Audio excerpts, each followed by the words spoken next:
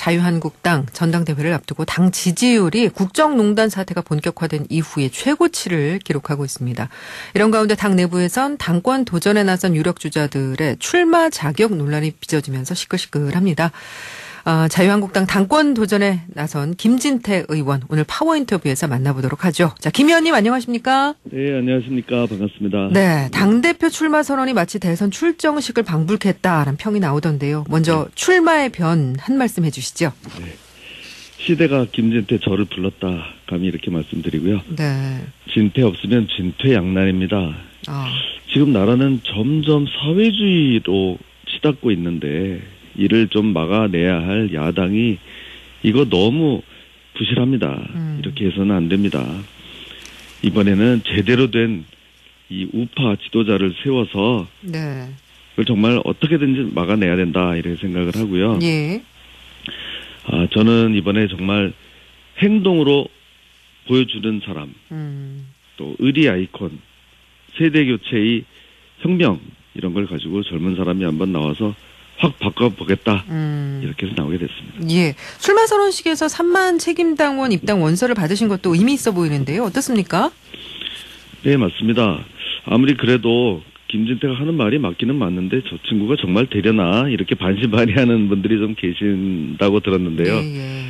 이번에 그 출마 선언식 출정식에 5천 명의 그것도 당원들이 모여서 정말 지지를 해줬고요. 이분들이 3만 명의 그 책임당원 명단을 저에게 전달을 해줬습니다. 예. 저는 지금 책임당원이 그 투표를 하는 거기 때문에 저한테 그렇죠. 아주 든든한 힘이 됩니다. 예.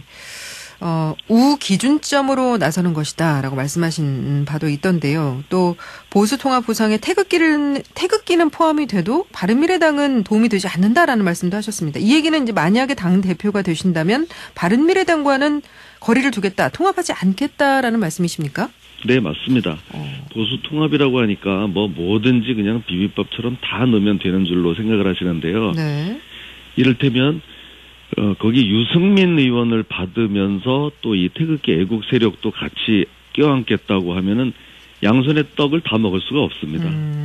이미 선명하게 이제 갈라졌다. 뭐 이렇게 말씀하시는 거네요. 그 답은 다 나와 있는 거고요. 거기 유승민, 하태경 의원 이런 분들 받아봐야 아무 도움 안 됩니다. 그분들 하기 위해서 이렇게 절절한 애국 시민 그룹들이 있는데 이분들을 내몰면 안 되는 거죠. 예.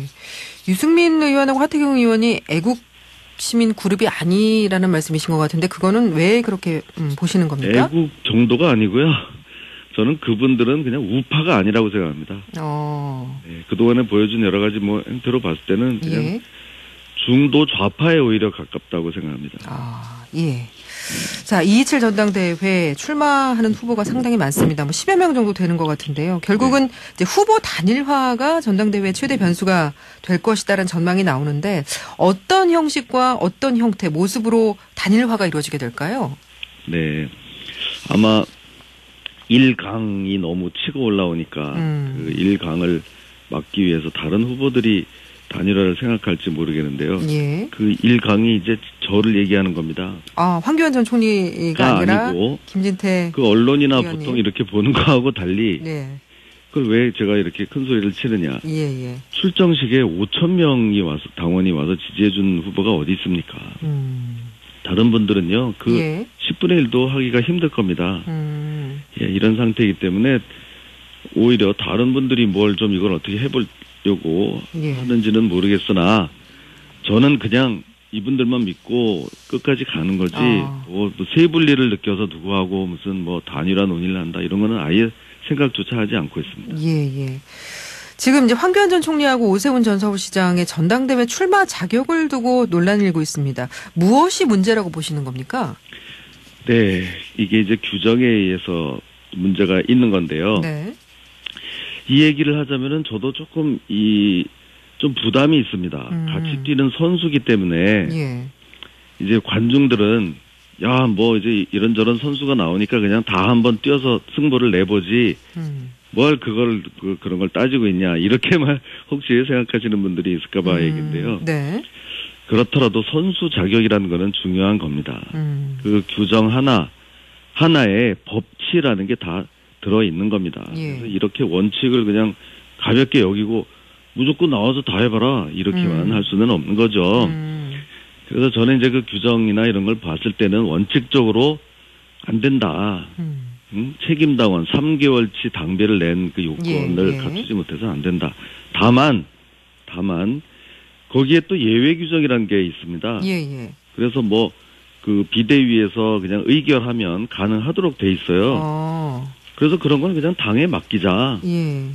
나는 뭐 원칙을 지키자면 좀 문제가 있다고 보지만 그걸 뭐 비대위에서 뭐 어떻게 하는 것까지 내가 뭐라고 할 일은 아니다. 이런 원칙 입장이고요. 다만 여기에 그 오세훈 전 시장도 똑같이 포함된다는 겁니다. 이거를 혹시나 뭐 그 당에서 황교안만 문제고 오세훈은 그 며칠 차이로 여기는 아무 문제가 없다. 처음에 이런 그 좀 입장이 나온 적이 있어요. 그거는 아니라는 걸 제가 분명히 했습니다. 그렇게 누구는 살리고 누구는 죽이고 이렇게 해가지고 이렇게 형평성을 잃어가지고 당이 안 되니까 하려면 같이 똑같이 처리해야 된다는 게 제 입장입니다. 그러니까 황교안, 오세훈 두 당권 주자들을 해줄 거면 다 같이 해주고 말 거면 다 말고. 근데 지금 당 내에서는 이 당원하고 당규가 이제 충돌하는 부분이 있더라고요. 당원에는 이제 3개월 이상 당비를 납부한 책임 당원에게만 피선거권을 부여한다라고 돼 있고 당규에는 대표 출마 자격을 후보자 등록 신청일 현재 당원인 자로 이렇게 돼 있어서 이게 좀 충돌하는 부분인데 이런 규정이 이렇게 다른 부분을 그동안은 왜 그대로 둬왔던 겁니까? 뭐 그런 거 뭐 좀 제대로 다 보지 못하고 그때 이제 규정이 바뀌다 보니까 이렇게 된 모양인데요. 그거는 헌법과 법률의 관계입니다. 헌법에는 책임 당원에 한한다. 법률에는 일반 당원이면 이어도 된다. 그럼 헌법에 따라야 되는 게 맞는 거죠. 그렇죠. 상위법 개념에 따라야 되는 거예요. 상위법 우선입니다. 알겠습니다. 자, 국회 현안에 대한 질문으로 좀 넘어가겠습니다. 자유한국당이 조혜주 중앙선관위원 임명 강행에 반발해서 국회 보이콧 선언하고 릴레이 단식도 했죠. 먼저 청와대 조혜주 의원 임명 강행 처사에 대해서는 어떻게 생각하십니까? 이게 뭐가 문제냐면요. 당연히 전 반대고요. 그 문재인 대선 캠프에 있던 분을 중앙선관위원으로 임명을 한 겁니다. 그러면 어느 한쪽에 완전히 선수로 뛰던 사람을 이 선관위라는 데는 나중에 이 심판을 보는 이 선거에 관련해서 이권 해석을 내리거나 이렇게 심판을 보는 그 자리에다가 임명한다는 거는 이건 정말 말이 안 되고요. 중앙선관위 57년 역사상 이렇게 어느 후보 캠프에 있었던 사람을 임명한 게 처음이라고 합니다. 그래서 이 야당에서 이건 안 된다고 해서 인사청문회 그 결과 보고서 자체를 다 전부 다 청문회를 거부하고 열질 이렇게 했는데 청문회. 그래도 그냥 임명하는 거예요. 그럼 뭐 이 인사청문회는 도대체 뭐 하는 겁니까? 어제 자유한국당에서 긴급 의총 가진 걸로 아는데 이 부분 관련해서 대응 방향이 좀 논의가 된 부분이 있습니까? 좀 이게 너무 좀 소극적이다. 좀 더 강력하게 하자. 이런 얘기가 많이 나온 것으로 알고 있습니다. 그리고 이제 하나 더 문제는 이게 이제 여태까지 이런 식으로 인사청문회를 완전히 무시하고 한 경우가 덜어 있었는데 이번에는 특히 더 저는 이 점에서 문제라고 생각하는데요. 이게 선관위원이라는 것에 문제가 있습니다. 왜냐하면 그동안에 이 전자개표기가 이상하다. 이 선거 부정 이런 의혹이 있다는 논란이 계속 제기돼 왔거든요. 그럼 이걸 좀 명확하게 좀 해소를 해주기는커녕 그 캠프 인사를 거기 중앙선관위원회에다가 갖다 놓으면은 이거는 그냥 대놓고 앞으로 무슨 선거 부정을 하겠다는 엄포라고밖에 볼 수가 없는 겁니다. 문재인 대선 캠프에 있는 인사를 선관위원으로 앉힌 거는 대놓고 선거 부정하려는 거다. 알겠습니다. 근데 이제 자유한국당이 이제 국회 보이콧을 선언하고 5시간 반 릴레이 단식을 벌인 것에 대해서는 또 그 조롱이 쏟아졌죠. 나경원 원내대표의 전략 미스다, 뭐 악수다 이런 비판도 나오는데 왜 한국당은 국민 정서하고 눈높이를 제대로 맞추지 못하는가? 무엇이 문제라고 보십니까? 이런 부분들은. 저도 어제 참여를 했었는데요. 조금 머쓱하기는 하더라고요. 몇 시간만 단식이라는 게. 어제 김 의원님 직접 그 릴레이 단식에 참여를 하셨습니까? 몇 시부터 몇 시까지 하셨습니까? 그러니까 뭐 오전에 시간이 배정돼서 이렇게 했었는데요. 맞습니다. 그래서 단식 거기서 조금 우리도 좀 문제가 있었다고 보고 단식이란 말을 그냥 농성이라고 하자. 예. 왜 누가 그렇게 했냐 이런 거고요. 거기서는 이제 그런 문제가 좀 있었고 다만 이제 그것보다 우리가 왜 그런 국회를 세우고 다른 수단을 강구해야 되느냐 이거를 좀 봐야 되겠죠. 그렇죠. 예. 아무리 말로 해도 뭐 인사청문회 가서 얘기를 해도 뭐 보고서 채택을 안 해도 저쪽은 그냥 여권은 일방적으로 자기들이 하기 때문에 네. 이제는 무슨 다른 이 야당으로도 다른 방법이 없어서 이렇게 나오는 겁니다. 그랬더니 이제 뭐 민생을 그러면 무슨 완전히 뒷전으로 놓겠다는 거냐. 보세요. 이게 최근까지는 예. 국회를 안 연 사람들이 저 민주당이었어요. 우리가 1월달 초순부터 계속 국회 열자고 할 때는 그 사람들이 안 열었습니다. 왜냐? 예. 신재민, 김태우 사건 계속 나오지. 이제는 또 서영교, 손혜원 사건 터지지. 이걸 가지고 공격을 받을 것 같으니까 오히려 국회를 안 열려고 피해 다녔어요. 그래 놓고 이제 와서는 또 열자? 그거 열어봤자. 네. 제가 그거 잘 압니다. 국민들은 국회 열어서 좀 뭔가 일을 해야 되지 않냐. 그래야 민생이 돌아가지 않냐 하는데요. 그렇죠. 예. 국회에 나와 있는 이 법안들이라는 게 전부 규제 법안입니다. 기업을 그냥 어떻게든 옥죄는 법안들. 저는 결론적으로 이런 법안들은 통과 안 되는 게 오히려 우리 민생에 도움이 된다고 생각합니다. 그래도 기업 규제 법안들을 좀 차치를 하고서라도 또 유치원 3법이라든지 여러 가지 좀 현안들이 많지 않습니까? 글쎄, 다른 여러 가지 현안이 많은데, 예. 그게 필요에 따라 자기들이 분리할 때는 한 달 동안 국회를 닫아뒀다가, 또 하고 싶으면 하고, 이렇게 이중 기준을 가지고 하니까, 예. 우리가 그걸 일일이 다 응할 수가 없는 겁니다. 그러면 이 난국을 좀 타개하기 위해서는 무엇이 필요하다고 생각하세요? 지금 여권, 이 주사파 정권의 네. 이 본질 속성은 변하지가 않습니다. 그냥, 제가 봤을 때는 사회주의로 가는 열차에 지금 탄 거예요. 그래서 이거는 무슨 갑자기 이 사람들이 야 이제부터 좀 잘해보자 이런 차원을 이미 지났습니다. 그래서 네네. 이 열차를 어떻게든 막아 세워야 된다고 생각합니다. 예. 지금 자유한국당의 지지율이 26.7%, 그러니까 국정농단 사태가 본격화된 2016년 이후의 최고치를 기록을 했습니다. 반면에 더불어민주당은 2주 연속 하락해서 38.7%로 떨어졌는데 한국당으로서는 상당히 고무적이고 유의미한 변화죠? 이럴 때 조심해야 됩니다. 이럴 때 조심해야 된다. 오만해서 일을 그르쳐왔는데요. 예. 저는 이게 우리가 잘해서 이렇게 됐다고 전혀 생각하지 않습니다.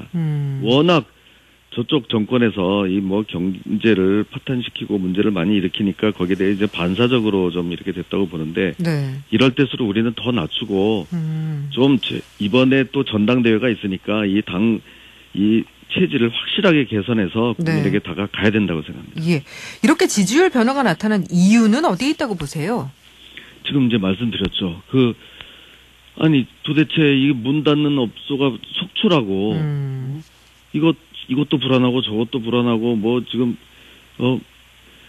뭐가 지금 경제가 제대로 돌아가지 않고 있는데 어떻게 국민들이 그 정권을 지지할 수가 있겠습니까? 그러니까 이제 이거 내가 도대체 문제를 왜 찍었나 무슨 짓을 한 거야 하면서 돌아오는 이 민심이 이렇게 많은 겁니다.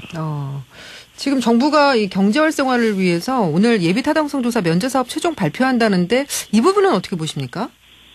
네, 이거는 좀 필요하다고 봅니다. 필요하다. 균형 발전 차원에서. 예. 무슨 북한에다가 되지도 않는 철도를 연장한다, 길을 닦는다 이런 거 하지 말고 우리 대한민국에 꼭 필요한 사업 이런 것들 먼저 해야 됩니다.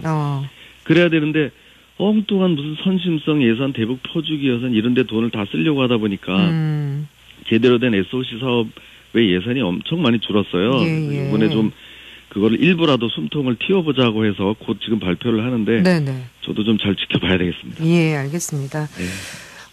지금 지지율 변화가 나타나는 이유 중에 하나가 지금 의원님실에 혹시 라디오를 좀 켜놓으셨습니까? 네, 그건 아닌데요. 지금 제 말씀이 좀 울려서요. 예. 네. 예, 어쨌든. 자,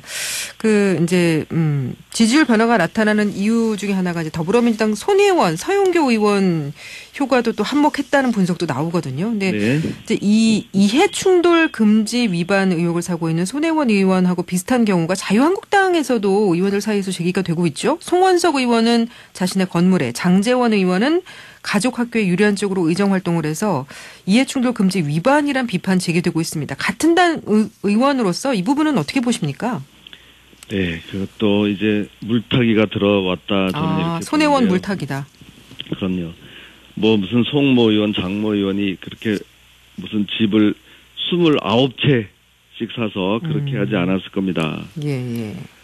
남의 눈에 그 티끌은 그렇게 잘 보고 자신의 눈에 있는 대들보는 전혀 보이지 않는가 봐요. 그러니까 이 손혜원 문제, 그 정말 어떻게 됐는지 손혜원 게이트 확실하게 무슨 특검을 하든 국정조사를 하든 밝히고 나서 뭐 다른 것도 다 해보자 이런 얘기죠. 그래서 지금 여당 국회의원들의 그 국회의원 전체에 대해서 이해충돌 여부에 대한 전수조사를 해서 기준을 좀 마련하자, 이해충돌 방지법 제정하자 이런 주장 나오는데 여긴 동의를 하십니까?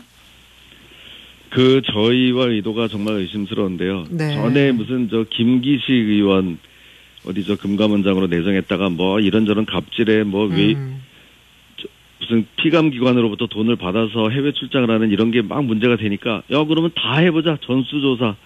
우리만 그런지 너네도 그런지. 우리도 좋다 그랬더니 좀 하려다가 그냥 하다가 슬그머니 그만둔 이런 사례도 있고 그런데요. 예. 무슨 일만 터지면 그 문제가 잘못됐는지 아닌지 이거를 제대로 밝히자 이런 얘기예요. 뭐만 하면은 너네도 혹시 그런 거 아닌지 다 같이 전수조사해보자. 이런 게 바로 물타기 아닙니까? 예. 이 문제가 다 끝나고 나서 제도 어떤 개선 차원에서 하는 것엔 반대할 이유가 없습니다. 알겠습니다. 예.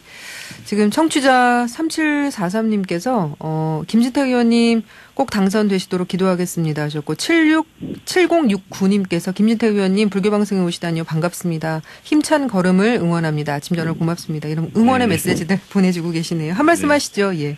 이렇게 참 응원해주시는 분들이 많아서 힘이 많이 납니다. 저는 정말 그동안 한 자리에서 소신을 가지고 똑같은 목소리를 내왔습니다. 참 힘든 시기도 많았지만 또 이렇게 알아주시는 분들도 있으니까 더 힘을 내겠습니다. 그런 분들도 좀 더 기운 내시기 바라겠습니다. 예, 알겠습니다. 여기까지 말씀 듣겠습니다. 고맙습니다. 네, 고맙습니다. 네, 지금까지 자유한국당 당권 도전에 나서고 있는 김진태 의원이었습니다.